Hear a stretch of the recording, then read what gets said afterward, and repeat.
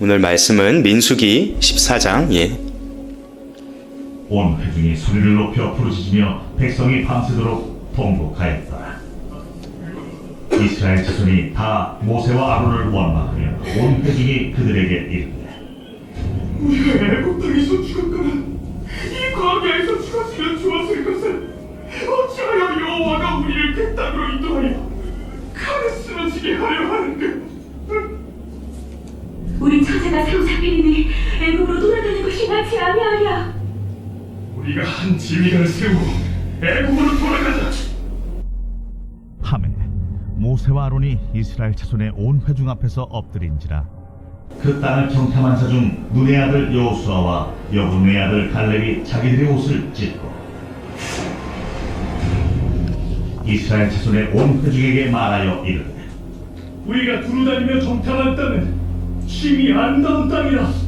여호와께서 우리를 기뻐하시면 우리를 그 땅으로 인도하여 들이시고 그 땅을 우리에게 주시리라. 이는 과연 젖과 꿀이 흐르는 땅이라. 다만 여호와를 거역하지는 말라. 또 그 땅 백성을 두려워하지 말라. 그들은 우리의 먹이라. 그들의 보호자는 그들에서 떠났고 여호와는 우리와 함께 하시느니라. 그들을 두려워하지 말라. 하나 온 회중이 그들을 돌로 치려 하는데 그때에 여호와의 영광이 회막에서 이스라엘 모든 자손에게 나타나십니다. 아멘. 할렐루야. 오늘은 하나님 편에 선 사람들, 하나님 편에 선 사람들이라는 주제로 함께 은혜 나누기를 원합니다. 여러분, 오늘 사실 이 주제가요, 제가 작년 10월 정도부터 하나님께서 계속 감동을 주셨던 주제였는데 사실 제가 계속 불순종했었습니다. 왜냐하면 제가 전하기 좀 부담스럽고 어려운 내용들이 있었거든요. 그런데 하나님 말씀 순종하지 않으니까 너무 힘들더라고요. 지난 시간 저한테 계속 말씀을 부담 주셔서 그래, 그냥 전하자. 한 3주 정도 사실은 준비했던 것 같습니다. 제가 왜 이렇게 장황하게 얘기할까요? 오늘 좀 설교가 길다는 얘기를 미리 사과드리고 평소보다 조금 더 길 거예요. 근데 유익한 내용이 될 겁니다. 어떤 분에게는 굉장히 도움이 되실 내용이기도 할 겁니다. 하나님의 은혜가 우리 예배 가운데 임하기를 소망합니다. 아멘. 여러분, 우리 그리스도인들은 이 땅에 두 발을 딛고 살아가지만 동시에 우리의 머리는 언제나 하늘을 향하고 있는 사람들입니다. 아멘이시죠? 무슨 말입니까? 우리가 이 땅에 두 발을 딛고 살면서 물론 이 땅의 법과 질서를 잘 지키며 살아가야 하지만 동시에 우리의 모든 선택과 모든 판단과 행동의 절대적인 기준은 언제나 하나님의 말씀이 우선되어야 한다라는 것입니다. 그 하나님께서 우리에게 늘 요구하시는 것이 있는데요. 바로 우리에게 왕권을 이양해 달라라고 요구하십니다. 너의 인생의 바다에서 그 항해의 키를 나에게 넘겨다오, 이렇게 요구하신다는 것이죠. 성경을 읽어보면요, 하나님은 우리에게 이렇게 말씀하십니다. 아들아, 딸아, 너의 인생의 주인은 너가 아니야. 너의 인생의 주인은 바로 나다. 내가 너를 끝까지 보호하고 책임질 것이다. 너를 통해 나의 계획을 이룰 것이다. 너는 그러니 나를 따르라.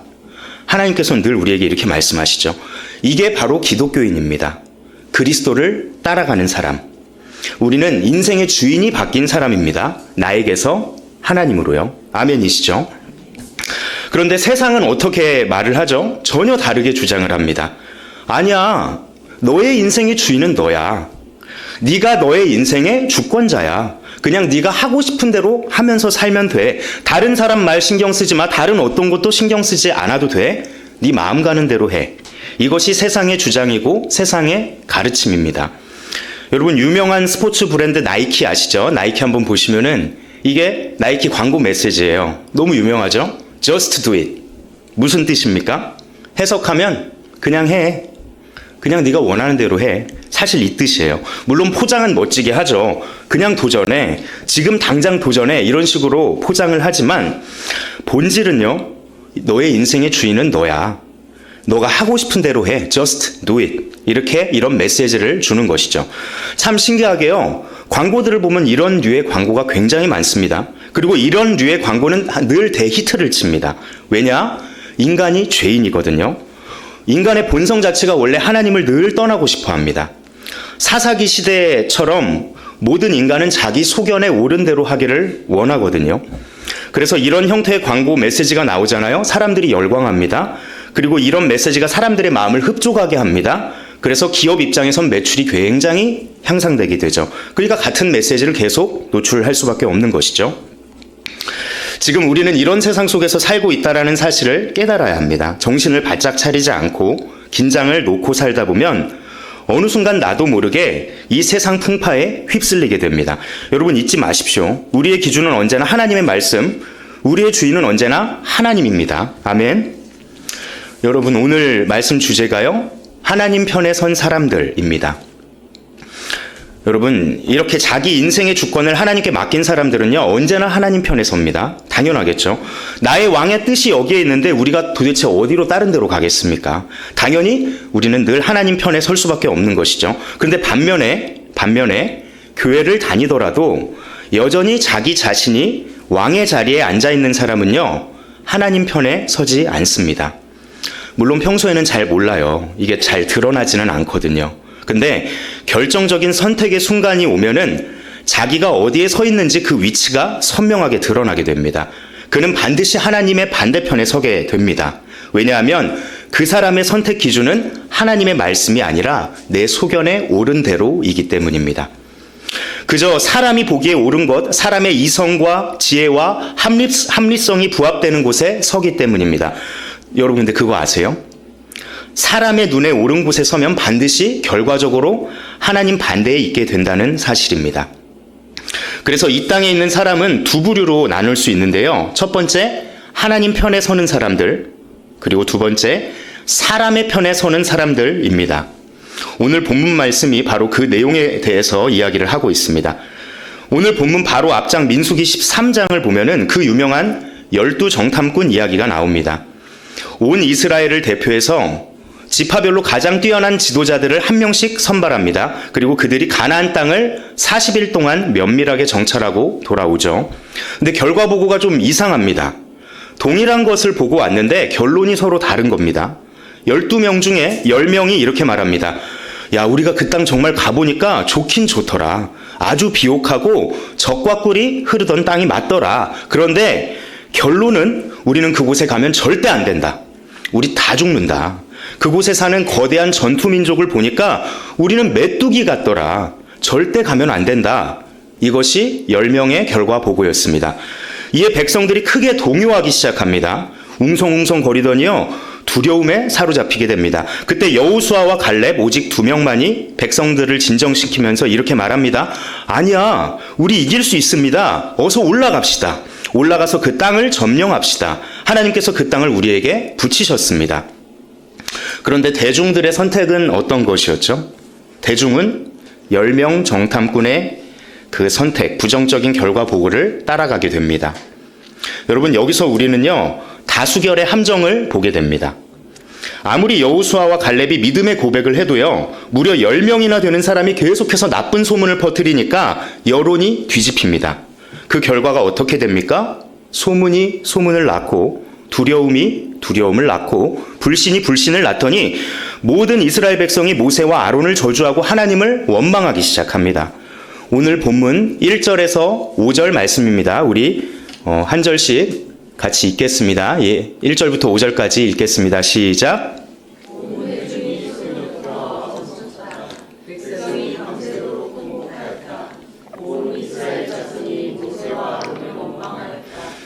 온 회중이 그렇게 말하였다. 차라리 우리가 이집트 땅에서 죽었더라면 더 좋았을 것이다. 아니면 차라리 우리가 이 광야에서라도 죽었더라면 더 좋았을 것이다. 그런데 주님은 왜 우리를 이 땅으로 끌고 와서 칼에 맞게 죽게 하는가? 왜 우리의 아내들과 자식들을 사로잡히게 하는가? 차라리 이집트로 돌아가는 것이 좋겠다. 그들은 또 서로 말하였다. 우두머리를 세우자. 그리고 이집트로 돌아가자. 모세와 아론은 이스라엘 자손의 온 회중 앞에서 얼굴을 땅에 대고 엎드렸다. 아멘. 여러분, 출애굽한 이스라엘 백성 인구가 대략 몇 명 정도 되는 줄 아십니까? 약 300만 명 정도 됩니다. 인구 조사를 해보니까요, 전투에 참여할 수 있는 성인 장정의 수가 60만 명이었다라고 해요. 그러면 성인 장정의 수가 60만 명이었으면 그만한 수의 여자가 있었겠죠. 그리고 그 위에 노인 세대가 있었을 것이고요. 20살, 20살 미만의 다음 세대, 자녀 세대도 있었을 겁니다. 그때 또 아이들도 많이 낳던 시절이잖아요. 그러니까 60만 명의 최소 4배에서 5배가 이스라엘 출애굽 인구였습니다. 5배 잡으면은요, 300만 명이에요. 그래서 학자들도 250만에서 300만 정도 됐을 것이다 라고 추정을 하죠. 근데 여러분, 잘 들으십시오. 무려 그 300만 명 중에 몇 명만이 하나님 편에 선 줄 아십니까? 오직 4사람. 모세, 아론, 여호수아, 갈렙만 하나님 편에 섰습니다. 이 4명이 전부였습니다. 그럼 나머지는요? 그냥 계산하기 쉽게 299만 9,996명은요, 모두 하나님 반대편에 섰다라는 무서운 사실입니다. 여러분, 이거 정말 두려운 얘기입니다. 만약 저와 여러분이 그 현장에 있었다라면 우리는 어떤 선택을 했을까요? 믿음의 선택을 했을 것이라고 자신 있게 말씀하실 수 있나요? 모든 여론이 완전히 기울었다니까요. 한번 생각을 해보세요. 투표를 했는데 300만 명이 투표를 했는데 99.9999%가 반대를 했고요. 0.0001%가 찬성을 했어요. 여러분, 세상의 논리, 다수결의 논리로 따지면 이거는 당연히 가나안 정복 포기하는 것이 맞습니다. 다시 애굽으로 돌아가서 종살이하는 것이 맞는 겁니다. 이 장면을 보면서 우리가 한 가지 중요한 사실을 깨달아야 합니다. 바로 다수의 견해가 항상 옳은 것은 아니다. 이 사실을 우리가 기억해야 됩니다. 많은 사람들이 지지하고 따라간다고 해서 그것이 늘 옳은 것은 아닙니다. 물론 세상에선 다수결 원칙이 가장 합리적이죠. 그런데 만약에요, 그 다수결의 결과가 하나님의 뜻과 기준에 반한다라면요, 그때는 어떻게 해야 되죠? 여러분, 사실 고민할 것 없어요. 우리 그리스도인은요, 최종 선택 기준은 하나님의 말씀이기 때문입니다. 세상 사람들에게 아무리 비난을 받고 원망을 듣는다 해도, 오해와 멸시를 받더라도 우리는 반드시 하나님 편에 서야 한다는 것입니다. 우리의 최종 기준은 오직 하나님의 말씀이기 때문입니다. 여러분, 성경을 가만히 보니까요, 하나님의 말씀을 따르는 자, 하나님의 편에 서는 자들은요, 언제나 소수였습니다. 반면 절대 다수의 인간은요, 하나님과 반대 방향을 향해 갔다라는 것이 성경의 일관된 증언입니다. 예를 들어 노아 시대를 한번 볼까요? 성경학자들의 연구를 살펴보니까요, 노아 시대 당시의 인구가 오늘날과 거의 비슷했을 것이라고 추정을 해요. 오늘날 제가 찾아보니까 2024년 기준으로 전 세계 인구가 81억 명이 조금 넘습니다. 성경학자들이 조사해보니까 80억에서 100억 명 정도 가까울 수 있다라고 주장을 해요. 이게 왜 그러냐면 허황된 주장이 아니라 노아 홍수 전에는 인간들 수명이 800년에서 900년 정도 됐었거든요. 오래 살았어요. 그러니까 아담을 기준으로 하면은요, 아담은 자기 자녀들을 낳았죠. 그리고 그 자녀들이 또 자기의 자녀들을 낳았고요. 그 자녀들이 또 자녀들을 낳았는데 아담은 여전히 계속 살아있는 상태예요. 그리고 자기도 계속 자녀를 출산합니다. 그러니까 아담은요, 자기가 낳은 자녀를 보면서 손주도 보고 증손주도 보고 있고 증증손주, 증증증손주를 계속 같이 보고 있어요. 인구가 기하급수적으로 늘 수밖에 없는 구조였다라는 사실입니다. 아담으로부터 노아 홍수 때까지가 1650년 정도의 시간이 흐르거든요. 그걸 누적 계산해 보니까 여러분이 집에 가서 엑셀로 계산해 보세요. 제가 해보니까 100억 명 넘게 나오더라고요. 50년 기준으로 인구가 2배 늘어난다라고 계산을 해보니까요, 남자와 여자가 결혼을 해서 50년 동안 아이 둘 낳으면 인구가 2배 불어나는 거잖아요. 처음 시작 2명에서 매 50년 단위로 50년 지나니까 2명, 또 50년 지나니까 뭐 4명, 8명 계산 쭉쭉 해보세요. 100억이 넘어가더라니까요. 자, 그렇다면 여러분, 문제가 심각해집니다. 노아 시대에도 인류는 두 분류로 나뉩니다. 하나님 편에 선 사람들, 그리고 하나님 반대편에 선 사람들. 그 결과가 어떻게 되죠? 여러분, 당시 전 세계 인구 80억 명 중에요, 오직 8명만 살아남습니다. 노아의 세 아들 셈, 함, 야벳, 그리고 그 4명의 부인들, 이렇게 8명만 살아남아요. 하나님 편에 섰던 사람들은 언제나 소수였습니다. 사사기 시대를 봐도 일부 사사들을 제외하고 이스라엘 백성은 다 하나님을 대적했고요.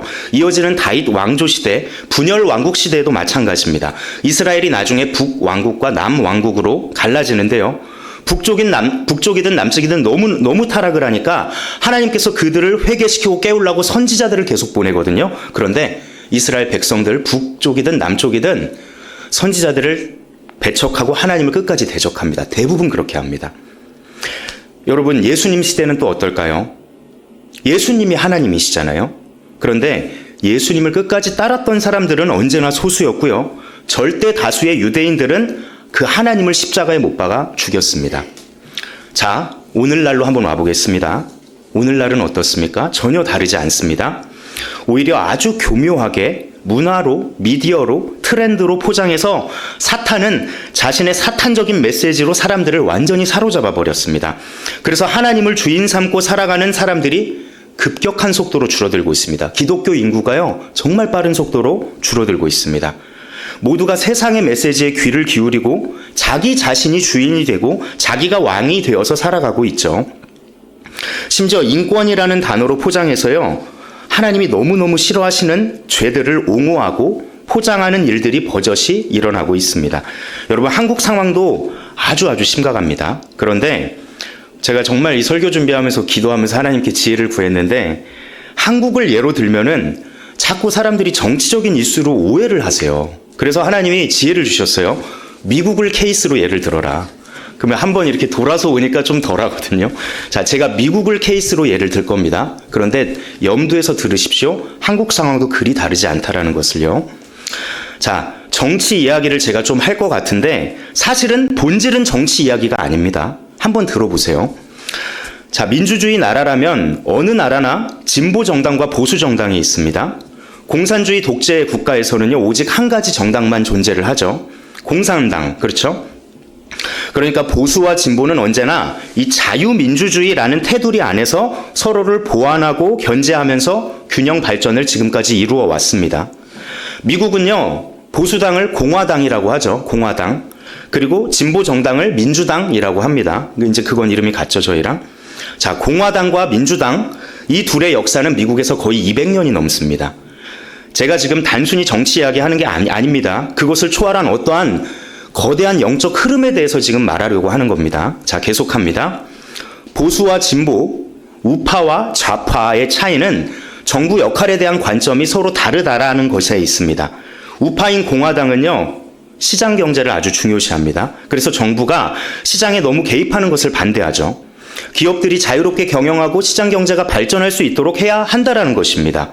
그래서 정부의 역할이 작은 것을 추구합니다. 작은 정부를 만들어야 한다, 이런 것이죠. 그래서 정부가 자꾸 규제도 풀어줘야 되고 기업과 개인들의 세금도 내려줘야 된다라고 주장을 하는 것이죠. 또 과도한 무상복지, 포퓰리즘 정책을 반대합니다. 그냥 시장에 맡기자. 이게 이제 보수의 가치인 거죠. 자, 반면 미국의 진보당, 이제 민주당의 역할은 어떻습니까? 정부의 역할이 커야 된다라고 주장을 해요. 이건 전 세계 어느 나라나 마찬가지입니다. 왜냐하면 시장 경제의 흐름에만 맡겨놓으면은요, 거기에서 탈락하는 사람들이 나오거든요. 약자와 소외된 사람들이 나올 수 있고 빈부의 격차가 자꾸 커지기 때문입니다. 그래서 시장의 흐름대로 놔두면 안 되고 국가가 나서서 적절하게 통제하고 규제를 해야 된다라는 주장을 해요. 그래야 소외된 사람들도 도울 수가 있는 것이고 그 복지를 통해서 모두가 잘 살 수 있게 되니까요. 그래서 미국에서 민주당은요, 자꾸 규제를 만들 수밖에 없습니다. 기업들과 부자들에게 세금을 많이 걷어서 가난한 사람들한테 분배하는 정책을 반드시 해야 됩니다. 이거 당연히 필요한 일입니다, 여러분. 이것이 기본적인 진보와 보수의 구분입니다. 근데 요즘은요, 이 혼합의 시대라서 이런 기본적인 구분이 점점 무의미해져요. 왜냐하면 어느 한쪽이 정답이 아니거든요. 그래서 요즘은 보수 진보 할 것 없이 서로의 좋은 점을 차용하기도 하고 가져오기도 합니다. 그럼에도 큰 틀의 방향성은 변하지 않아요. 보수는 경제적인 성장을 중요시하고요. 진보는 경제적인 분배를 더 중요시합니다. 사회적 소수자와 약자를 보호해야 하니까요. 여러분, 예수님도 언제나 고아와 과부, 가난한 자, 소외된 자와 함께 해야 된다고 했습니다. 그런 측면에서 진보 정당의 분배 정책 아주 중요합니다. 도움이 아주 절실한 사람들이 있으니까요. 자, 그런데 세상이 빠르게 변화함에 따라서 어느 순간 미국 안에서 이상한 기류가 감지되기 시작합니다. 제가 그것을 인지한 것이요, 미국의 흑인 대통령, 최초의 흑인 대통령 누구죠? 오바마 대통령.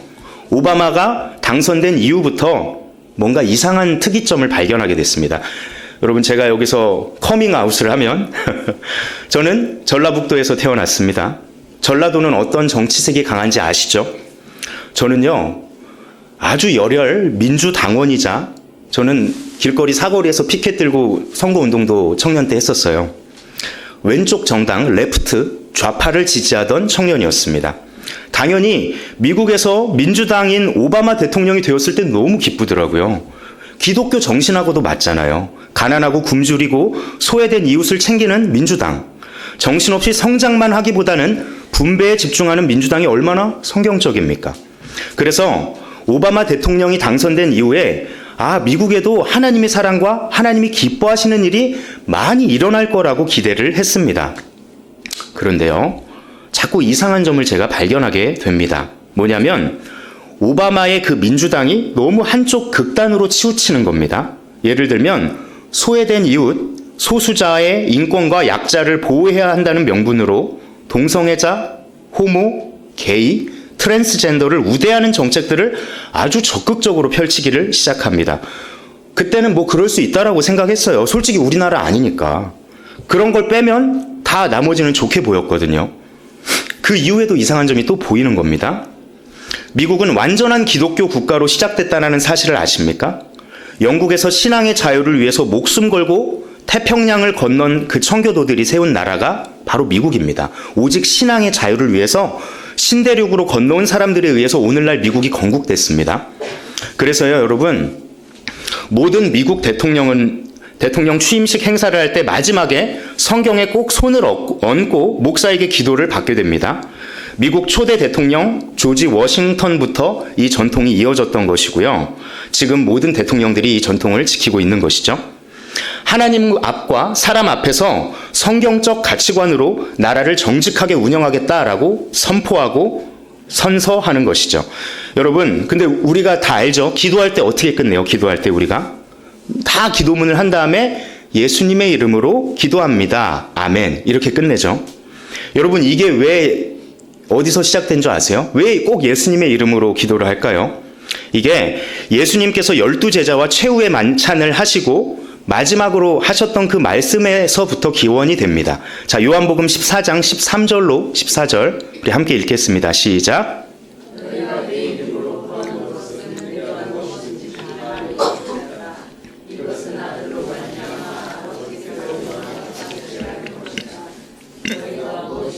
내 이름으로 구하면 내가 다 이루어 주겠다.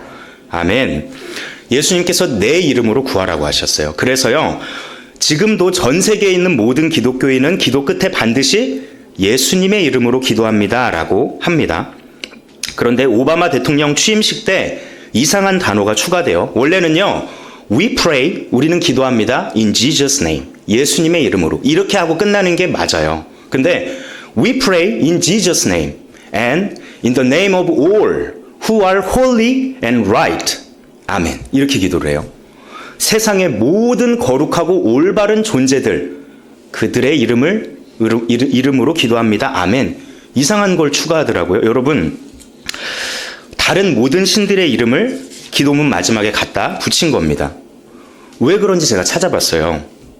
이유가 간단합니다. 소수자의 인권을 보호해야 하니까. 물론 기독교 국가로 미국이 시작은 그렇게 했지만 이젠 세상이 변했으니까.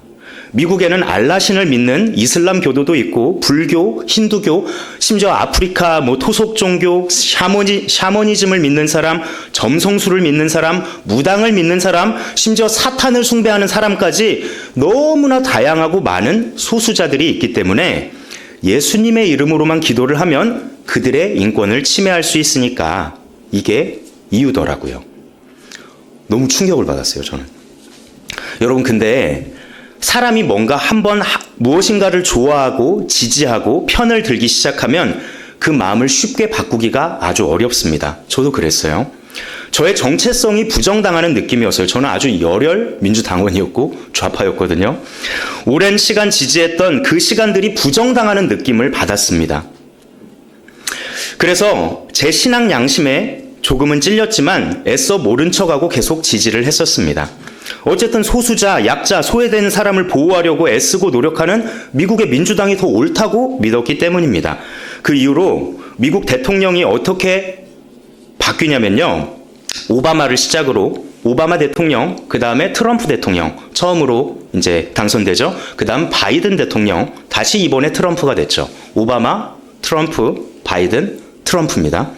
자, 이 중에 오바마와 트럼프가 이제 왼쪽 정당, 좌파 레프트 사이드죠. 미국 민주당 소속 대통령입니다. 트럼프 이후로 바이든이 대통령을 취임했었을 때요. 아주 충격적인 장면을 목격하게 됩니다. 처음에는 막 은혜스럽게 기도를 해요. 그리고 마지막에 당연히 예수 그리스도의 이름 빠지고요. 하나님의 이름도 빠지고요. 이렇게 기도를 하더라고요. 우리의 다양한 집합신앙의 강력한 이름으로 기도합니다. 우리의 다양한 집합신앙의 강력한 이름으로 기도합니다. 아멘. 이게 뭐 하는 거죠? 여러분, 그 시기쯤에 미국 하원에서 하원의회가 개최됩니다. 미국이 기독교 국가로 시작됐다라고 했죠. 그래서 모든 상원의회, 하원의회가 첫 개원을 할 때는요, 기도로 시작을 하게 되거든요. 그런데 바이든 대통령이 당선됐을 시점에 미국의 민주당이 상원과 하원을 다 장악하게 됩니다. 상원과 하원의 개념이 궁금하시면 찾아보십시오. 아주 잘 나옵니다. 그때 117차 하원의회가 개원할 때 이렇게 기도를 하더라고요. 예수님의 이름 당연히 빠졌고 하나님의 이름 당연히 빠졌고 다양한 신의 이름들을 아주 구체적으로 대더라고요. 그러면서 마지막에는 아멘을 하잖아요. 그 아멘마저도 바꿉니다. 아멘이 미국식 발음으로 amen 이렇게 하거든요. amen. 그러니까 amen 하면은 그 man이 남성 명수 남자를 뜻하는 man하고 발음이 비슷하니까 아니 왜 남자만 자꾸 얘기를 하고 남자만 우대를 해? 여자들이 더 사회적 소수자고 약자 아니냐? 그러니까 남성 명사처럼 들리는 그 man을 빼던가 아니면 여자들의 이름도 좀 넣어줘라. 그래서 어떻게 기도를 끝내는 줄 아세요? 모든 신들의 이름으로 기도합니다. Amen and a woman. 이렇게 기도를 해요. 여러분 이거 제가 농담하는 게 아니에요. 아주 진지하고 정말 심각하고 진중한 분위기에서 진행이 되더란 사실입니다. 여러분 거짓말 같나요? 실제 벌어진 일이고 그 이후에 여러분 미국의 영적인 기류가 완전히 뒤바뀝니다. 엄청난 변화를 미국이 겪게 됩니다. 제가 기독교 기록문화연구소에서 하나 영상을 가져왔는데 한 1분 20초짜리 영상인데 한번 같이 보시겠습니다. 여러분이 두 눈으로 보세요. 자, 틀어주십시오. In Delaware, a friend of President Biden for 30 years. 바이든 대통령 기도문입니다. We pray for divine favor upon our President, Joseph R. Biden, and our First Lady, Dr. Jill Biden, and their family. We further ask that you would extend the same favor upon our Vice President, Kamala D. Harris, and our second gentleman, Doug Emhoff, and their family. To your glory, majesty, dominion, and power forever. Hallelujah. Glory, hallelujah. In the strong name of our collective faith. Amen. We ask it in the name of the monotheistic 하원의회 117차 하원의회입니다. known by many names, by many different faiths. Amen and a woman. 이게 현재 미국입니다. So, Father, we take 자, 이번에 트럼프 대통령 기도문입니다. Remember the great things that you have done for this nation. Thank you for the protection, the bounty, the freedoms that we so enjoy. We remember to keep our eyes fixed on you, and may our hearts be inclined to your voice. We know that America can never be great again if we turn our backs on you. We ask for your help, and we pray all of this in the name of the King of Kings, the Lord of Lords, your Son, my Savior, and our Redeemer, Jesus Christ. Amen. 아멘. 여러분, 예수님의 이름으로 기도 드립니다 하는데 그것이 회복되는데 4년 걸렸습니다. 여러분, 다른 거 다 떠나서요. 하나님이 보시기에 하나님이 이거 화면 전으로 잠깐 그냥 두십시오. 하나님이 어떤 기도를 받으실까요? 만약 구약 시대였다면은요, 하나님의 이름이 모욕당하는 저 현장에 하늘에서 불이 떨어졌을지도 모릅니다. 우리가 지금 예수님 이후 은혜의 시대를 사는 것에 감사해야 합니다. 여러분, 우리가 늘 사랑의 하나님을 많이 강조하고 듣고 찾는 경향이 있죠. 근데 분명히 아셔야 할 것은요, 하나님은 심판주라는 사실입니다. 이런 말도 안 되는 기도가 시작이었습니다, 여러분. 그때부터 그 바이든 행정부에서 적극적으로 성 정체성을 뒤흔드는 일들을 계속 반복합니다. 여러분, 바이든 대통령이 하나님 믿는 사람인 거 아세요? 그는 카톨릭 신자고요. 매주 아주 성실하게 성당 미사에 참여한다고 합니다. 그런데 사실은 그는 하나님과 전혀 상관없는 사람입니다. 낙태를 적극적으로 권장하고요. 10대 청소년들에게 게이, 호모, 트랜스젠더가 되라고 적극적으로 권장했습니다. 그 결과 정말 많은 미국 청소년들이 성 정체성의 혼란을 경험하게 됩니다. 바이든은 정부 주요 요직마다 게이, 호모, 트랜스젠더를 장관으로 임명을 합니다. 여러분, 심지어요, 대한민국에요, 주한 미국 대사관 대사로요, 게이를 임명을 합니다. 필립 골든버그라는 사람이고요. 2022년 7월부터 이번 연도 1월 트럼프가 취임하자마자 바로 잘라버렸어요. 1월까지 근무를 했던 주한 미국 대사관 대사 필립 골든버그였습니다. 여러분, 이 사람 아주 유명한 동성애자고요. 게이입니다. 자기의 정체성을 아주 자랑스럽게 드러냅니다. 한국 와서 이 사람이 계속 뭘 한 줄 아세요? 우리나라 한국 정부를 정치적으로 계속 압력을 넣고 서울시에 계속 압력을 넣었어요. 한국에서 동성애 퀴어 축제가 활발히 일어나게 해라. 계속 압력을 넣었던 사람입니다. 누가 임명했다고요? 바이든이 임명했습니다. 여러분, 제가 미국의 예를 드는 것은요, 한국을 예로 들면 혹시나 오해하거나 마음에 상처를 받는 분들이 계실까봐 일부러 돌려서 지금 표현하고 있습니다. 근데 사실은요, 놀라지 마십시오. 한국의 진보 정당도요, 큰 방향성은 미국과 그리 다르지 않다라는 것을 나중에 알게 됐습니다. 제가 몰랐어요, 예전에는. 아마 제가 그래서 바이든 행정부 때부터였던 것 같습니다. 제가 오랜 시간 지지했고 너무나 믿었고 너무나 신뢰했던 그 민주당의 모습이 사실은 많이 변질됐다라는 의심이 들기 시작했어요. 제 안에서부터. 그래서 저는 제 스스로한테 그 당시의 시점을 이렇게 표현합니다. 그때 쇠뇌가 풀리기 시작했다. 제가요, 그 이후로 관련 자료를 정말 많이 찾아보고 연구하기 시작했습니다. 그렇게 저 성격 집요하거든요. 뭐 하나 꽂히면 아주 깊하게 팝니다. 정말 지난 몇 년 동안 제가 정말 많은 자료를 제가 조사를 했어요. 저한테 요청하십시오. 제가 다 공유해 드릴 수 있습니다. 많은 자료를 찾아보고 연구를 하다가 제가 깨달았어요.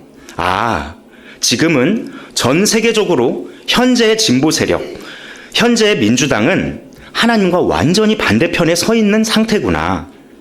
내가 몰라도 너무 몰랐구나. 여러분, 한국이든 미국이든 민주당 국회의원들 중에 기독교인이 없을까요? 있죠. 있기야 있죠. 그런데 더 정확히 표현하면은요, 그들은 그리스도인이 아니라 그냥 교회를 출석하는 사람들입니다. 여러분, 그리스도인이 누구라고요? 하나님의 편에 선 사람들입니다. 내 기준이 아니라 하나님 기준에 나를 맞추는 사람들입니다. 그리스도인은요, 하나님이 죄라고 하는 것은 끝까지 죄라고 믿는 사람들입니다. 아무리 시대가 변해도, 아무리 시대가 바뀌어도, 문화와 트렌드가 바뀌어도 하나님의 기준은 한 번도 변한 적이 없어요. 여러분, 제가 이것을 스스로 깨닫고 인정하기까지 참 오래 걸렸습니다. 엄청나게 많은 내적 갈등이 있었어요. 그래서 저는 더 이상 지금 민주당 지지하지 않습니다. 왜냐하면 아무 생각 없이 지지했다가 나도 모르는 사이 하나님의 반대편에 서 있을 수도 있다는 것을 알아버렸기 때문입니다. 제가 그렇게 생각이 바뀐 게요, 오래되지 않았어요. 불과 3년 안짝입니다. 얼마 안 됐어요. 그 전까지 저는 열혈 좌파였습니다. 저는 누구보다 열정이 있었고 민주당원이었고요. 진보 세력이 훨씬 더 세련되고 멋있고 옳은 길이라고 굳게 믿었습니다. 그런데 제가 틀렸었습니다. 제가 사랑했던 그 과거의 진보, 제가 지지했던 그 과거의 민주당이 지금의 민주당하고는 완전히 달라져 버렸습니다. 한국이나 미국이나 전 세계가 지금 다 마찬가지예요. 여러분, 제가 지금 긴 시간 정치 이야기를 하는 것 같지만요, 본질은 정치 이야기가 아닙니다. 바로 하나님 편에 서느냐, 반대편에 서느냐에 대한 이야기를 하고 있습니다. 오늘 말씀을 듣는 성도님들 중에 과거의 저와 같은 내적 갈등과 혼란을 겪는 분들도 계실 겁니다. 여러분, 그래서 정확히 아셔야 됩니다. 표면적인 정보만으로 판단을 하면 쉽게 왜곡되고요, 선동될 가능성이 있더라고요. 저는 그때부터 하나님 편에 서려고 마음을 먹었습니다. 단순합니다. 복잡하지 않습니다. 하나님이 죄라고 하는 것은 죄입니다. 하나님이 안 된다고 하시는 것은 안 하면 되는 것입니다. 그렇게 마음을 결단하니까요, 오히려 심플해지더라고요. 저는 지금 누군가가 저에게 저의 정체성을 묻는다면 나는 진보 아니야. 나는 보수도 아니야. 저 보수도 아니에요. 나는 오직 성경적인 가치관에 따라서 판단하고 선택하고 행동하는 사람이야. 그래서 하나님이 싫어하시는 행동을, 그런 정책들이 벌어진다면은 그것을 저지하기 위해 노력하고 목소리를 낼 거야. 저는 이제 이렇게 저를 정의해요. 왜냐하면 저의 가치 판단의 기준은 하나님의 말씀이 되었기 때문입니다. 그런데요, 제가 이렇게 얘기를 하면은 저를 모르는 외부 사람이 저를 봤을 때는 저를 보수, 저를 우파라고 규정할지도 모르겠습니다. 근데 여러분, 다시 말씀드리지만 그리스도인은 본질적으로 우파도 좌파도 아닙니다. 왜냐하면요, 아무리 우파 정당이라도 하나님이 싫어하시는 행동을 한다면 언제든지 반대의 목소리를 우리는 낼 수 있기 때문입니다. 우리는요, 우파도 아니고 좌파도 아니고 예수파입니다. 아멘이시죠? 여러분, 최근 몇 년 동안 전 세계적으로 왜 이 진보 정당들, 각 나라마다 민주당 계열의 정당들이 자꾸 하나님이 싫어하시는 일들을 이렇게 너무나 열심히 최선을 다하고 있을까?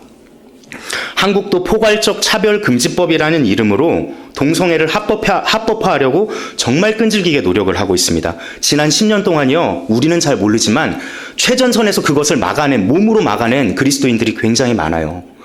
포괄적 차별금지법이 뭐냐면요, 동성애자들도 차별을 금지하는 그 항목에 넣어서 여러 가지 좋은 것들을 대요. 성별에 의한 차별하면 안 된다. 피부색에 의한 차별을 하면 안 된다. 건강에 의한 차별을 하면 안 된다. 장애에 의한 차별을 하면 안 된다. 다 차별하면 안 되죠. 거기에다가 성적 정체성, 성적 지향성, 동성애를 살짝 집어넣어서 이것도 차별하면 안 된다를 법제화하려는 시도를 계속합니다. 여러분, 이게 법제화되잖아요. 교회에 무시무시한 일이 일어납니다. 제가 그건 좀 이따 말씀을 드릴게요. 왜 이분들이 이렇게 포괄적 차별금지법을 자꾸 법제화하려고 이렇게 노력을 할까? 제가 그분들의 주장과 인터뷰를 계속 연구해 보니까 어떤 공통점을 발견하게 됩니다. 여러분, 그분들은 이것이 진짜 의로운 일이라고 생각을 하고 믿고 있기 때문입니다. 소수자의 인권을 보장하고 보호하는 것이 더 나은 미래, 더 나은 세상으로 진보하는 것이라고 정말 생각하시기 때문입니다. 그래서요, 자기 스스로가 하는 일을 굉장히 의롭다라고 확신하고 계시더라고요.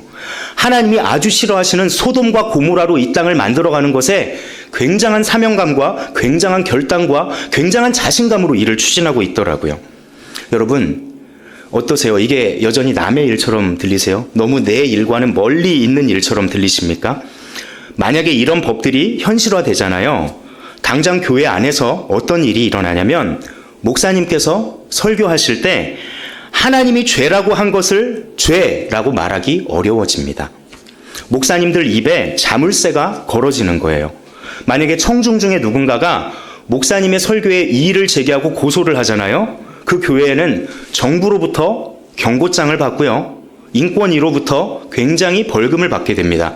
처음에는 벌금 작아요. 근데 계속 하나님의 말씀대로 죄라고 선포하잖아요. 벌금이 커집니다. 또 죄라고 선포하잖아요. 이게 몇 배씩 누적되면서 나중에는 교회가 감당할 수 없는 수십억, 수백억까지 그 빚이 일어나게 되는 것이죠.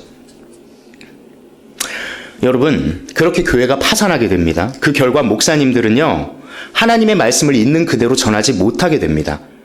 교회를 깨려는 목적으로 몰래 숨어 들어와가지고, 대형교회는 가능해요. 누가 누군지 모르니까. 우리 성도 아닌데 몰래 들어와서 악한 목적으로 들어와서 목사 설교에 대해서 딱 비난해가지고 고소 걸잖아요. 그 교회가 무너지게 돼 있어요. 포괄적 차별금지법이 법제화되면은 교회가 무너진다는 얘기입니다. 여러분, 이 포괄적 차별금지법이 먼저 통과된 유럽교회, 캐나다교회, 미국교회가 실제적으로 겪었던 일입니다. 뉴스로 한 번씩 보시지 않았어요? 동성애자 차별했다고 수십억, 수백억 벌금 받았다는 거? 그게 지금 우리나라에서 일어나려고 지난 10년 동안 꾸준히 일어났던 일입니다. 여러분, 목회자가 성경대로 하나님의 말씀을 온전히 전하지 못하게 되잖아요. 그 모든 피해는요, 여기 앉아 계신 우리 성도님들이 고스란히 보게 됩니다. 하나님 말씀이 왜곡돼서 전해지는 예배당에 어떻게 하나님의 영광과 임재가 임할 수 있겠습니까? 결국 우리의 영혼은 그렇게 서서히 말라 죽어가게 될 것입니다. 여러분, 제가 하는 이 모든 이야기를 표면적으로만 듣지 말아 주십시오. 저는 지금 이 모든 사건들 이면에 감춰진 치열한 영적 전쟁에 대해서 이야기하고 있습니다. 여러분, 만약 이런 종류의 법이 정말 제정되면 당장 우리 아이들, 우리 청년들, 우리 딸들, 우리 다음 세대들이요, 우수수 신앙에서 이탈하게 됩니다. 자, 법으로 제정되면, 왜 법으로 제정되면 무섭냐면요, 국공립 유치원, 초등학교, 중학교, 고등학교 교과서에 동성애를 미화하고 동성애를 조장하는 교육이 교과서에 실리게 됩니다. 만약에 어떤 선생님이 기독교인이라 그것을 안 가르치잖아요. 국가인권위원회로부터 그 교사가 처벌을 받습니다. 너 왜 동성애자를 차별해? 여러분, 그렇게 되잖아요. 성경은 완전히 거짓말, 새빨간 가짜가 돼버립니다. 태초에 하나님이 남자와 여자를 창조하셨다고? 우리의 성별은 단 2가지라고? 아닌데, 난 학교에서 그렇게 안 배웠는데? 우리 아이들이 이렇게 반응하게 됩니다. 우리 아이들이요, 무신론적인 세계관, 반기독교적인 세계관을 강제로 주입받게 된다는 얘기입니다. 여러분, 거짓말도 100번 들으면은요, 진짜처럼 들리게 돼요. 그런데 우리 아이들 백지장 같은 애들이잖아요. 그 백지장 같은 깨끗한 아이들이 무려 유치원부터 초, 중, 고 12년 동안 계속 그런 동성애 세뇌 교육을 받으면 어떤 무서운 일이 일어날까요? 그들 학교 졸업과 동시에 교회를 모두 다 떠나게 됩니다. 철저히 하나님을 대적하는 사람으로 거듭나게 되는 것입니다. 여러분, 그렇게 되잖아요. 우리 다음 세대들이요, 대다수가 예수님을 모르게 될 거고 대다수가 지옥 가게 될 겁니다. 이제 좀 와닿으시나요? 그들의 영혼이 완전히 망가지게 될 거예요. 이게 남의 일처럼 느껴져서는 절대 안 됩니다. 실제로 바이든 행정부 4년 동안 반성경적인 행정명령, 입법 활동이 계속 가속화됐습니다. 그리고 그 심각한 결과가 사악한 열매로 드러납니다. 바이든 행정부 4년 동안 10대, 20대, 가장 예민하고 민감한 나이대죠. 1020 그 세대가요, 동성애자, 게이, 트랜스젠더, 제3의 성을 지지하고 지향하는 비율이 그 4년 동안 25배 증가합니다. 내가 동성애자가 되고 싶다라는 10대가 25배가 증가했다라고요. 이게 지금 미국만의 문제가 아닙니다. 캐나다, 호주, 영국, 유럽 전체 나토 국가 대부분이 오랜 시간 진보 성향의 정당 정책으로 기독교 가치관이 완전히 무너져 내렸습니다. 서양 문명은요, 곧 기독교 문명이라고 하거든요. 그런데 이제 아니에요. 완전히 다 괴멸된 수준입니다. 이게 인간이 자기 소견에 옳은 대로, 자기 생각에 정의로운 대로 행했던 결과입니다. 여러분, 우리나라 어떨까요? 우리나라도 비슷한 풍전등화의 위기에 있다 말씀드렸어요. 이런 세상의 사악한 흐름 속에서 과연 우리는 어떤 태도를 취해야 될까요? 자, 본문 6절에 그 대답이 나옵니다. 시작.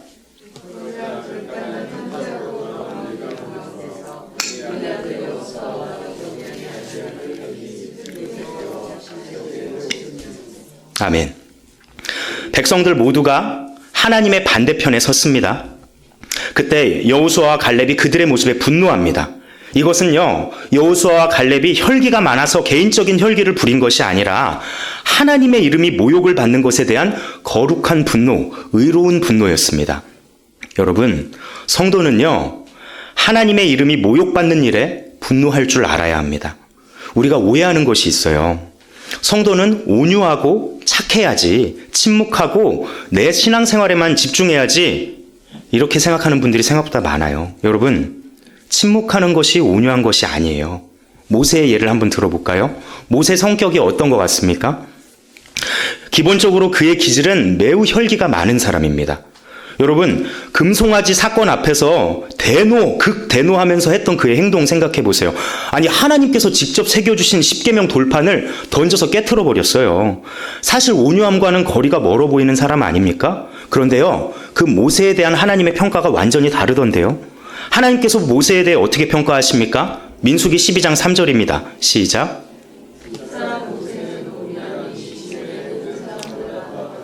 아멘. 이 세상 그 어떤 사람보다 모세가 더 온유하다라고 평가를 하세요. 이상하죠? 자, 예수님은 또 어떠실까요? 여러분, 예수님이야말로 온유함의 상징 아니세요? 그런데 불의를 행하고 외식하던 바리새인과 서기관들에게 아주 무서운 독서를 퍼부으십니다. 제가 그냥 성경에 있는 대로 읽어드릴게요. 보세요. 너희가 너희 조상의 분량을 채우라. 뱀들아, 독사의 새끼들아, 너희가 어떻게 지옥의 판결을 피하겠느냐. 여러분, 온유한 성품을 가진 분이 어떻게 이런 막말과 독서를 합니까? 그런데 또 있어요. 하나님의 거룩한 성전이 세상의 장사토로 오염이 되고 모욕당하는 현장을 보시니까요, 예수님 어떻게 하시죠?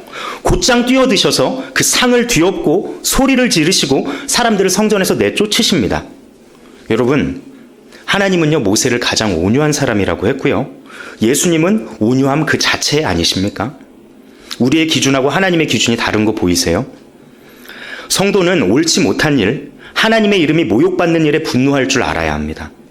그렇게 하나님의 편에 선 사람들에게 주님은 그가 겸손하다, 그가 의로운 자다, 그가 온유한 자다라고 인정을 해주시는 겁니다.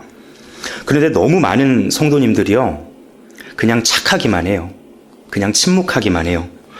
세상이 어떻게 돌아가든 내 경건 생활만 조용히 잘하면 된다라고 생각을 해요. 그저 비둘기처럼 순결하기만 하려고 합니다. 여러분, 아니에요. 마태복음 10장 16절 한번 볼까요? 한번 읽겠습니다. 시작.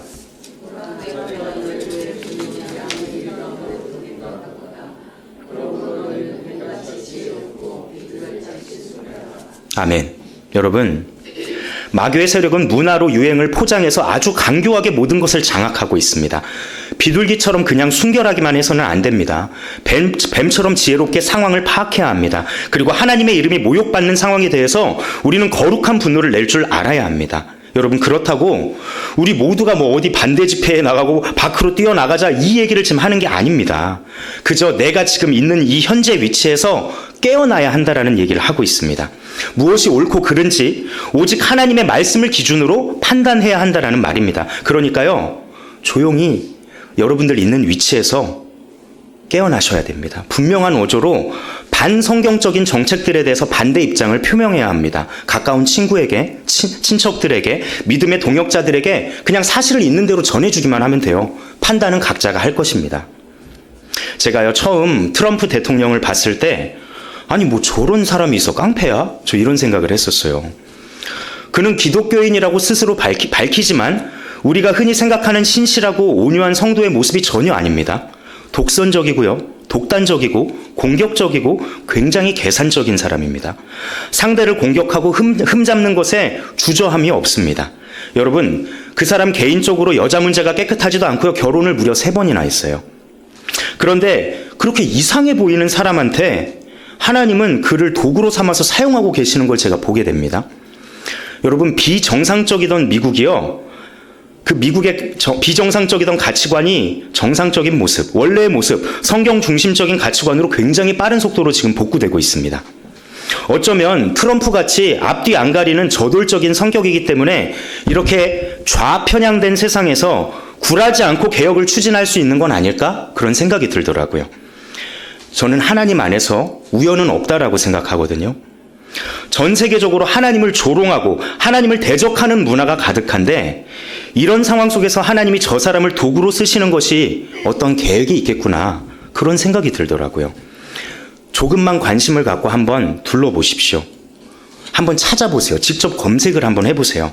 바이든 행정부 4년 동안 미국은 정말 엉망 그 자체가 됩니다. 여러분, 근데 문제가 뭔지 아세요? 미국이 세계의 모든 것을 주도하고 이끌어가거든요. 전 세계의 흐름을 주도하기 때문에 미국이 성적으로 타락하고 무너지니까 전 세계가 그 흐름 속에서 함께 무너져가는 것을 지난 시간 동안 보게 됩니다. 자, 2024년 7월, 작년 7월이죠. 프랑스 파리에서 올림픽이 개최됩니다. 그런데 그 개막식 행사가 충격적이었습니다. 자, 한번 PPT 사진을 보실까요? 예수님과 12제자의 최후의 만찬을 조롱하는 퍼포먼스를 개막식 행사에서 프랑스가 했습니다. 여러분, 저 가운데에 있는 저 이상한 여자 있죠? 저 사람 남자예요. 트랜스젠더, 아주 유명한 트랜스젠더입니다. 저 사진에 나오는 저 배우들이 있잖아요. 저 사람들 연극 배우가 아니라 단 한 명도 빼놓지 않고 다 게이, 호모, 트랜스젠더, 제3의 성 정체성을 추구하는 사람들입니다. 여러분, 이게 오늘날 현실이에요. 올림픽이 뭐예요? 전 세계적인 축제 아닙니까? 그래서 개최국들은요, 개막식 행사에 엄청난 노력과 메시지를 넣습니다. 전 세계가 보는 앞에서 한 국가가 자신들이 가장 자랑스럽게 여기는 문화를 소개하는 영광스러운 자리이기 때문입니다. 그래서 오랜 고심 끝에 프랑스가 내놓은 최고의 결과물이 바로 저거였어요. 여러분, 개막식이 공개되자 다양한 반응들이 나타납니다. 자, 바이든 대통령의 영부인인 질 바이든 여사가 저거에 대해서 논평을 해요. 너무 아름다운 장면이다 라고 극찬을 했습니다. 자, 근데 트럼프가 작년 7월이니까 아직 대통령 되기 전이에요. 자기 트위터에다가 딱 이렇게 한마디 남기더라고요. disgusting. 역겹다. 더럽다. 여러분, 하나님 보시기에 저 장면은 아름다웠을까요? 역겨웠을까요? 우리는 하나님 편에 서 있습니까? 세상 편에 서 있습니까? 유럽의 경제를 이끌어가는 삼두 마차가 있습니다. 바로 프랑스, 독일, 영국이죠. 요즘 그 세 나라 상황이 이와 똑같습니다. 제가 영국에서 공부를 했잖아요. 진보 성향의 정당들, 급진 좌파 성향의 대통령들이 오랜 시간 집권하면서 성소수자 우대 정책, 복지 포퓰리즘 위주의 정책, 이민자 우대 정책, 이슬람 우대 정책을 오랜 시간 펼쳤습니다. 자, 그 결과 현재 유럽에서는요, 기독교가 거의 멸종했습니다. 전멸 직전의 상황입니다. 여러분, 이런 사실을 알고 세상을 보잖아요. 진짜 가슴이 답답해집니다. 하나님의 편이 거의 없는 것처럼 느껴져요. 하나님의 사람들도 잘못된 정보로 관심이 없어서 제대로 알지 못해서 오해하고 잘못된 세상의 사고관과 세계관을 주입당하는 것을 계속 보게 됩니다. 여러분, 그럴 때요, 정말 좌절이 되더라고요. 너무 외롭고 분통이 터지더라고요. 하나님 미워하시는 일들이 세계 곳곳에서 일어나고 있는데 사람들이 과연 알까? 근데 갑자기 반전이 일어난 것입니다. 하나님께서 트럼프라는 도구를 사용해서 일을 시작하게 되신 겁니다. 여러분, 요즘 트럼프 뉴스 보세요. 캐나다와 유럽연합을 엄청나게 압박하고 있는 거 아시죠? 관세 폭탄을 부여하겠다, 유럽연합 나토에서 탈퇴하겠다, 연일 으름장을 놓고 있습니다. 여러분, 이거 배경을 모르고 보면은요, 트럼프 완전 깡패네, 정신 나간 사람이네, 이상한 사람처럼 보일 겁니다. 그런데요, 조금만 공부해 보세요. 조금만 관심 갖고 공부해 보세요. 새로운 이유가 보입니다. 서구 문명의 근간이자 우리가 흔히 웨스턴 컬처라 그러죠. 서구 문명. 웨스턴 컬처의 핵심이 뭔 줄 아세요? 바로 기독교입니다. 기독교. 유럽 나라들의 국가마다 국기를 한번 보세요. 여러분, 색깔만 다르지 다 십자가 모양으로 돼 있어요. 저들이 다 기독교의 뿌리를 둔 국가들이었습니다. 그런데 어느 순간 다 변질돼 버린 겁니다. 기독교 국가들이요, 소돔과 고모라 같은 이방 나라가 되어버렸습니다. 정치적으로는요, 기독교하고 공산주의는 절대 공존할 수가 없거든요. 이거 잘 아셔야 돼요. 기독교와 공산주의는 절대 공존할 수가 없어요. 여러분, 유럽 전체와 캐나다가 지금 중국의 오랜 공작과 로비 활동으로 중국 공산당하고 아주 깊은 밀월 관계에 있다는 거 알만한 사람은 다 압니다. 지금 유럽, 캐나다는요, 같은 기독교 가치관을 공유했던 미국보다 철저한 무신론, 유물론, 진화론의 배경을 둔 공산주의하고 더 친합니다. 미국하고 안 친해요. 중국하고 더 친해요. 여러분, 공산주의는요, 그 세계관 자체가 절대 기독교하고 섞일래야 섞일 수가 없습니다. 세계 역사를 한번 보세요. 공산주의 정권이 들어서잖아요. 정말 끔찍할 정도로 기독교인들을 잡아서 죽이고 끔찍하게 학살을 합니다. 공산주의 정권 안에서 죽었던 기독교인이 수백만, 수천만 명이 넘어요. 조금만 찾아보세요. 여러분, 한국 전쟁 6.25 한번 예를 들어볼까요? 인민군이 남한을 쳐들어와서 제거 대상 1순위로 삼았던 세 가지 부류가 있습니다. 첫 번째 군인, 두 번째 경찰, 세 번째 목사였습니다. 목사. 좀 이상하지 않아요? 여러분, 군인하고 경찰은 무기를 소지한 적으로 간주하니까 제거 대상 1순위로 볼 수 있겠죠. 근데 목사님들 너무나 착하고 연약하시고 힘도 없으신 우리 목사님들을 왜 척결 대상 1호로 삼냐고요. 왜냐면요, 자신들 공산주의 정권에 이 기독교가 굉장히 심각하게 위협이 되기 때문입니다. 자, 목사님의 말씀을 듣고 영혼이 깨어나잖아요. 더 이상 공산당 통치에 순복하지 않게 됩니다. 원래는 당을 위해서라면 인민들은 언제든지 자기 목숨을 도구처럼 쓸 수 있고 죽을 수도 있어야 되는데요. 복음을 듣고 한 영혼이 깨어나잖아요. 변화가 돼버려요. 자기 자신이 아무 가치 없는 존재가 아니라 하나님 형상으로 창조된 가장 귀한 존재임을 자각하게 되는 겁니다. 그러니까 공산당 입장에서는 목사는요, 체제를 위협하는 제거 대상 1호가 되는 겁니다. 만약에 전쟁 나가지고요, 북한 공산당, 인민군, 북한, 중국 공산당 우리나라 쳐들어온다라고 생각을 해볼까요? 우리 교회에서 가장 누가 먼저 죽을까요? 담임 목사님과 사모님이 장렬히 먼저 전사를 하시고, 우리 부목사님 장렬히 전사를 하시고, 저도 다 죽을 겁니다. 척결 대상 1호예요. 여러분, 교회 조직은 그렇게 교역자들 무너지고 목사님들 죽어나가면 금방 붕괴되거든요. 그래서 도저히 섞일래야 섞일 수가 없어요. 그런데 지금 중국 공산당의 자금과 로비에 기독교 바탕으로 시작됐던 기독교 국가들 전체 유럽, 캐나다가 완전히 잠식당한 상태예요. 그래서 참 웃긴 현상이요. 이것도 한번 검색해 보세요. 유럽이나 캐나다나 어디를 가든 여러분, 국민들을 대상으로 조사를 해보면요, 대부분 반중국 정서가 굉장히 강해요. 국민의 70%, 80%가 중국인들을 다 싫어해요, 유럽 사람들. 그런데 정치인들은 완전히 반대입니다. 유럽이든 캐나다든 어디든 정치인들은 완전 친중 행보를 계속 펼쳐나갑니다. 왜 그래요? 뒤로 천문학적인 지원을 받았고 아주 깊은 밀월 관계가 오랜 시간 형성됐기 때문입니다. 여러분, 그런 상황에서 트럼프가 중국 공산당과 전쟁을 선포했어요. 아마 트럼프가 끝나고 미국 정권이 바뀌더라도요, 이 정책 기조는 30년 이상 유지될 거라고 전문가들이 예측합니다. 자, 이런 상황에서 기독교적인 국가 간 회복에 나선 미국 트럼프가 봤을 때 기독교를 버린 유럽, 기독교를 버린 캐나다가 더 이상 같은 동맹국이 맞습니까? 기독교 가치관을 완전히 저버리고 공산주의를 따라가고 있고요. 기독교 가치를 완전 저버리고 완전히 이 땅을 소돔과 고모로로 만들고 있는 그 나라가 더 이상 기독교 국가, 웨스턴 컬처 동맹국이 맞습니까? 그래서 계속 연일 계속 정치적으로 압박을 하는 것이죠. 그 핵심 메시지가 뭔지 아세요? 중국 공산당하고 관계 끊어라. 다시 기독교로 원래로 돌아와라. 기독교 가치관을 다시 회복해라. 이 메시지를 끊임없이 던지고 있는 겁니다. 여러분, 저는요, 이 모든 일 뒤에 하나님의 일하심이 있다고 믿습니다. 전 세계가 돌아가는 것을 한번 살펴보세요. 제가 말씀드린 이런 것들을 기초로, 시작으로 이제 검색을 한번 해보세요. 알게 되시잖아요. 하나님께서 뒤에서 지금 이 전 세계를 이끌어 가시는 어떠한 플랜이 보이기 시작합니다. 여러분, 우리는요, 하나님 계획만 따라가면 됩니다. 우리의 절대 기준은 오직 하나님의 말씀이기 때문입니다. 결국 하나님이 반드시 승리하게 되실 겁니다. 그런데요, 그 과정에서 우리가 많은 도전과 오해와 비난과 조롱을 받게 될 겁니다. 심지어 목숨의 위협을 받게 될 수도 있어요. 오늘 본문 7절에서 9절입니다. 자, 여호수아와 갈렙이 흥분한 백성들, 하나님과 반대편에 있는 백성들을 설득하는 장면입니다. 시작.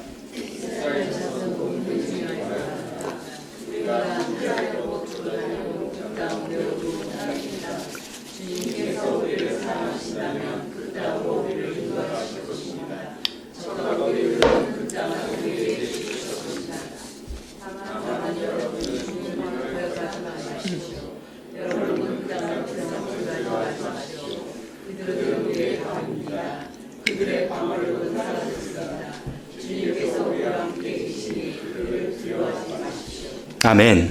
야, 어떠세요? 갈렙과 여호수아가 아주 침착하게, 최대한 침착하게 논리적으로 또 믿음의 눈으로 담대하게 선포하고 있습니다. 자, 그런데 이어지는 백성들의 반응이 충격적입니다. 마지막 10절입니다. 시작.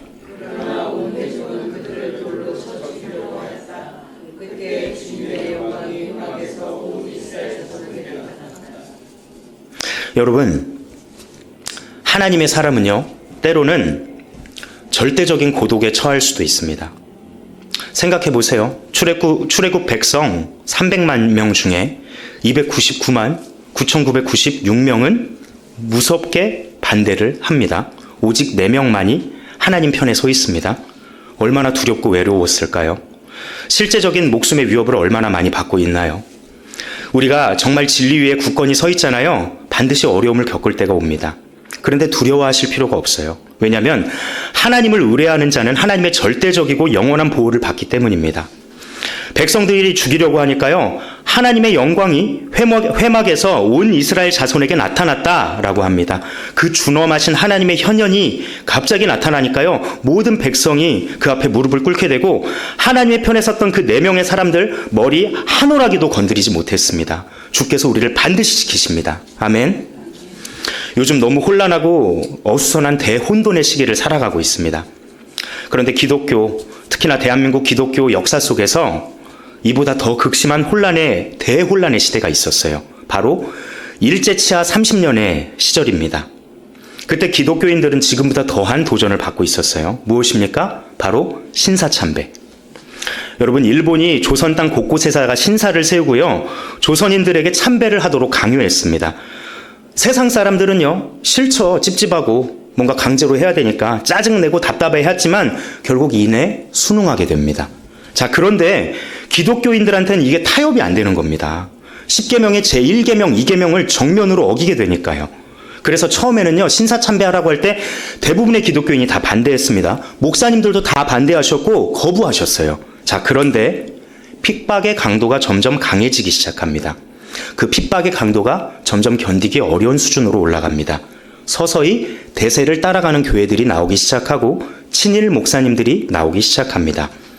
그러다 결국 장로교 목사님들이 이런 결의를 합니다. 장로교 목사님들이 신사참배? 이건 문화다. 이건 유행이고 문화. 오늘날로 따지면.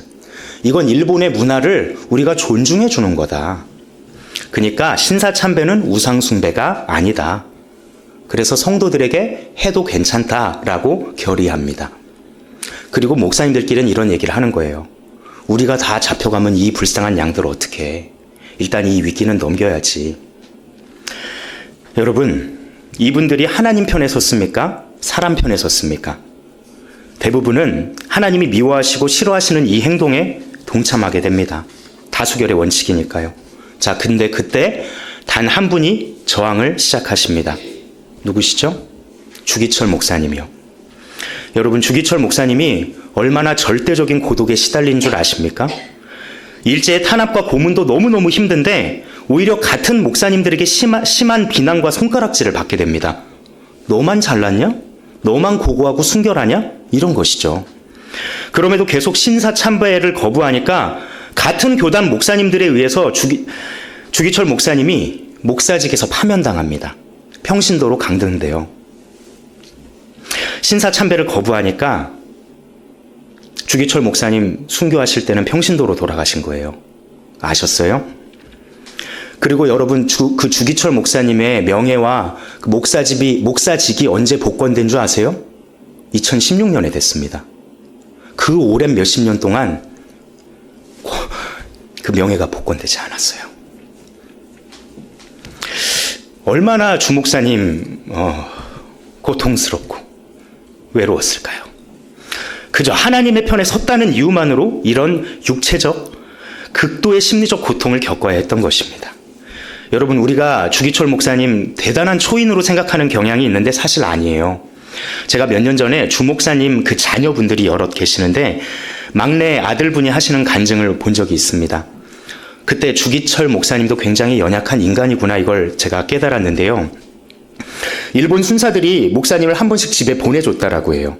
가족들을 만나게 해서 마음이 약해지게 만들고 그 결심이 무너지게 만들려는 아주 악랄한 계략이죠. 그렇게 목사님이 집으로 돌아오십니다. 온몸이 만신창이, 피투성이 그 자체입니다. 사모님께서 목사님 밥을 따뜻하게 지어드리고 목사님은 천천히 식사를 하십니다. 그리고 식사를 마치시고 다시 이제 감옥에 돌아가야 하는 시간이 됐습니다. 그때 주 목사님 막내 아들분이 아버지의 모습을 보게 됩니다. 주기철 목사님께서 감옥에 돌아가야 하니까 온몸을 정말 사시나무 떨듯이 덜덜덜덜덜 떨더랍니다. 그러면서 흐느껴 울기 시작하면서 이렇게 말을 하시더래요. 여보, 나 못 가겠어. 여보, 나 못 가겠어. 이렇게 말씀하시더랍니다. 여러분, 주기철 목사님 초인이 아니셨어요. 우리랑 똑같이 늘 고민하고, 늘 번민하고, 늘 넘어지고, 늘 후회하는 연약한 인간이었습니다. 그런데요, 그분이 일사각오로 하나님께 뜻을 정하니까 주님의 성령께서 그 주 목사님을 끝까지 붙드셨습니다. 여러분, 순교는요, 사람의 강한 결단과 의지로 절대 할 수 없습니다. 하나님께서 그 사람의 몸과 영혼을 강하게 붙드셔야 가능하기 때문입니다. 결국 주 목사님은 하나님의 인도하심 가운데 저 천국에서 지금 영원한 보호와 영원한 안식을 누리고 계십니다. 하나님 보시기에 누가 더 기쁜 사람일까요? 성도들을 보살펴야 한다는 논리로 신사참배를 인정한 수많은 목사님들입니까? 아니면 하나님 편에 끝까지 섰던 주기철 목사님입니까? 여러분, 우리가 살아가는 지금 2025년 현재도 쉽지 않은 시대입니다. 사람을 미혹하고 신앙을 뒤흔드는 요소가 너무 가득한 시대 속에서 우리 또한 매일 도전을 받고 살아가고 있습니다. 근데 여러분, 어렵게 생각하지 마세요. 우리의 기준은 딱 하나, 하나님의 말씀입니다. 내가 주인이 되는 것이 아니라 하나님이 주인인 사람이 그리스도인입니다. 여러분, 아무리 힘들고 어려워도 하나님 편에 서시기 바랍니다. 그것만이 살 길입니다. 그것이 가장 축복된 길일 줄 믿습니다. 내 정치 성향이요? 내 취향이요? 내가 좋아하는 거요? 내 기분이요? 그런 게 중요한 게 아니고요. 그런 거 일단 다 내려놓고요. 하나님께서 기뻐하시는 일이 무엇인지 깊이 고민하는 우리가 되기를 소망합니다. 여러분, 우리가 하나님 편에 서잖아요. 첫 발은 우리가 떼는 것 같지만 그 다음부터는 주님의 강한 팔과 의로우신 오른팔이 우리를 강하게 붙드실 것입니다. 그 다음부터는 우리의 힘이 아니라 하나님의 붙드심을 우리가 한 걸음 한 걸음 걸어가게 될 줄 믿습니다. 여러분, 링컨 대통령의 예화로 말씀을 마무리하겠습니다. 미국이 남북전쟁을 한창 할 때 링컨 대통령의 그 북군이 점점 수세에 몰리고 있었습니다. 그때 한 장군이 링컨 대통령에게 이렇게 말을 합니다. 각하, 하나님이 우리 편에 계시면 참 좋겠습니다. 근데 그때 링컨이 정색하면서 그의 말을 정정해 줍니다. 하나님이 우리 편이라뇨. 우리가 하나님 편에 있어야지요. 여러분, 이 말이 맞습니다. 우리 모두가 하나님 편에 서게 되기를 바랍니다.